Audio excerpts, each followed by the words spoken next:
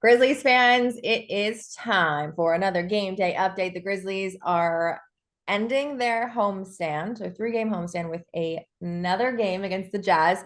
This is the third game this month against the Jazz. They took the first two. The Grizzlies looking for some redemption on the Utah Jazz, looking to still get their first home victory. So back again to talk about this team, Andy Blarsen, for the third time. Are you prepared? Yeah, I mean, I feel like I know the Grizzlies well by now, and I feel like the Grizzlies probably know the Jazz by now. But like, yeah, I think the first two matchups, the second matchup was interesting, just how the Grizzlies came back in the fourth quarter before, fading down a little bit down the stretch. But like, I think with the injury report coming into this game, this one maybe is more interesting than the other two turned out to be, at least from a Grizzlies point of view. Yeah. So what Andy is talking about is the first time that these two teams played, the Grizzlies lost 133 to 109. It was not fun. It might have been fun for you. It wasn't fun for me. The second time the Grizzlies played, this was November 10th, so 19 days ago. The Grizzlies lost 127 to 121. So a much closer game. It was a lot of fun. And in both games, Lauri Markkanen, the all-star, the guy for this team, in that first game, he had 19 points, 11 rebounds. In the second game, he had 26 points. He's a big part of their offense. Today, he is out. Next man up mentality. Jordan Clarkson's also questionable. Kelly Olynyk's questionable. Two guys that also have scored a lot. JC had 26 in the last game. He had 20 in that first game. Who steps up? Who are we going to see more of on the offensive end tonight? Yeah, I mean, the Jazz have been kind of starting this lineup, and it's a weird and unusual one with Simone Fontecchio, who's kind of a EuroLeague veteran. They signed last year. They pay him $3 million a year. He's moved into the starting lineup as a small forward and kind of does some similar where he can shoot open corner threes. He's not going to create a lot for himself offensively. He's been solid defensively. The Jazz just played the New Orleans Pelicans twice in a row, and he defended Brandon Ingram quite well. But yeah, it's not a player of Lauri Markkanen's caliber. Is not a all-star kind of player. He's a nice, bench guy that the Jazz have had on the roster, and now is kind of being called up into the starting role. The other interesting thing is now at center, Omer Yurtseven is starting, who is only played 9 games for the Miami Heat last year and has looked pretty good as like a offensive first rebounding kind of center big man. Against the Grizzlies, the Jazz shot 54% from the field in both games. Unheard of. A lot of that, again, Markkanen, he's a very efficient player. 45-ish, 40% from the three-point line. We got, 39 and 51. Oh, no, 49 and 51 from the three-point line, those two games. In the 2 games against the Pelicans, it looks like they were less efficient, but played better. Is it just, I think just the Markkanen factor? I think some of that is the Markkanen factor for sure. I mean, it's just such a skilled player, one of the best three-point shooters in the league, right? Like he was in the three-point contest last year. Some of it is just that the Jazz had to win defensively, right? Like without Markkanen playing in the last game, and then frankly that they just needed to play better on the defensive end in order to kind of get some wins. I mean, they've been a bottom 5 defense kind of all year long, and the worst half court defense in the league the Jazz have been so far this year. So they just need to kind of step it up defensively. Now, the Pelicans are honestly kind of similar to the Grizzlies in that maybe their shooting isn't very strong right now, right? Like they have a lot of players who can score inside, but not necessarily aren't, great shooters from 3-point range. So the Jazz were really aggressive in kind of helping onto the paint, helping to prevent Zion Williamson from scoring a lot down low, making Brandon Ingram kind of take mid-range shots rather than threes. And I think they'll kind of try to do some of those same things with Desmond Bane and the rest of the Grizzlies to try to force them kind of outside to take the shots that they've been missing so far this year.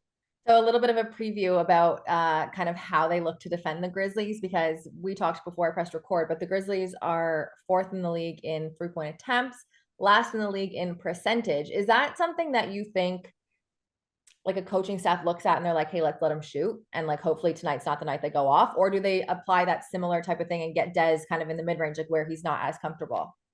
I think ultimately the 3-point shot is so important in today's NBA game, and it's hard to change a system kind of mid-year, right? Like, and so I think it's important for the Grizzlies to take 3-point shots Mhm. Jaw's not like an amazing 3-point shooter, but should make those shots easier and make some of them himself when he returns.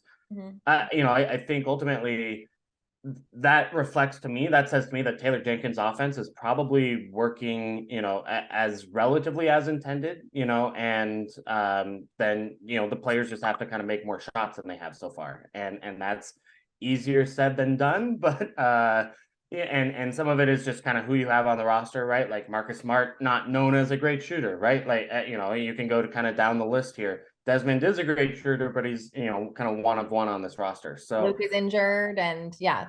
right, and so you end up getting all these. It should be a reasonable shooting team. It's not right now, and you kind of hope that the numbers will adjust, kind of with a randomness and b like just getting guys healthy again, right?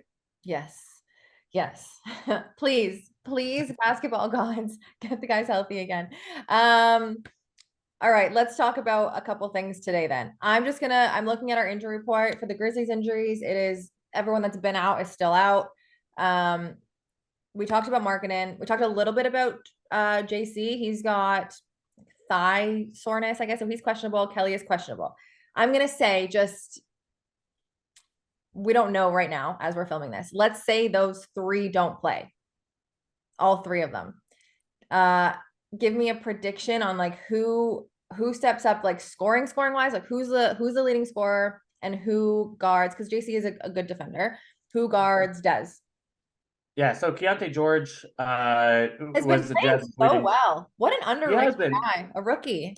He's incredible. I mean, he just turned 20 years old, and was kind of touted out of Baylor as a kind of scoring guard who had to learn some things basketball IQ wise, and instead he's been like an adult in the room point guard. Like Yeah. he's not turning the ball over too much. He's taking pretty good shots. The shots haven't really fallen so far, with a couple of exceptions, including the Jazz's last game where he was their leading scorer, right? Like and kind of paced the team in both shots and points. So I think because he's got a really good 3-point shot, he can score a little bit at the rim, and he's pretty good at foul drawing for a rookie too. I think if you're missing both Lauri Markkinen and Jordan Clarkson, he's kind of probably the guy that you would maybe most expect to step up in a scoring role. John Collins, the other JC on this roster, Oh, is, I'm sorry. I was talking about Jordan Clarkson just for everyone at home. My yeah, bad. is John Collins is another guy who previously has scored 20 points a game in the league, right? And if he gets going, especially as a pick and roll big man, he can really score and score in transition. If his 3-point shot is falling, that really helps the Jazz. He's And averaging 17 against us this season. yeah, and certainly if he can help that continue that, like that really helps the Jazz. All right, last but not least, I'm gonna go quick. Fill in the blank. If the Utah Jazz do blank well today, they sweep the season series with the Grizzlies this evening. I think it's defend the paint. I think you look at where the Grizzlies score and how they're able to do that. The Jazz are a great rebounding team and can have had some great second chance points, put back buckets this year. That'll be important for this team, especially against kind of the Grizzlies where they are size wise right now. I think ultimately, if they play solid defense in this game like they did against the New Orleans Pelicans over the last couple, they're going to be just fine. If not, if you allow Desmond Bane to go off, or kind of allow the Grizzlies to do what they want offensively, then it's going to be harder. But I think for me, number one is defend the paint for sure. All right, and then for the Grizzlies fans looking for the other side of things, I'm gonna go taking advantage of the Jazz's turnovers. They had a whole bunch of turnovers in the first two games against the Grizzlies. They lead the league in turnovers.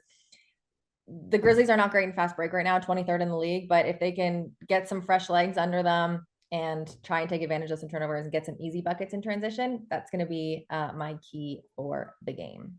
In that most recent game, I mean, that was how the Grizzlies made their comeback, right? Was the Jazz turned the ball over 10 times in about 8 minutes. And all of a sudden, the Grizzlies had a real chance in that game, ended up tying that game. So if that happens again, yeah, the Jazz will be in significant trouble. Andy, thank you for the third time. I appreciate you so much. And I don't hope, I mean, I hope it's not a season sweep, but if it is, it's been lovely talking to you. It has been. Thanks again for having me.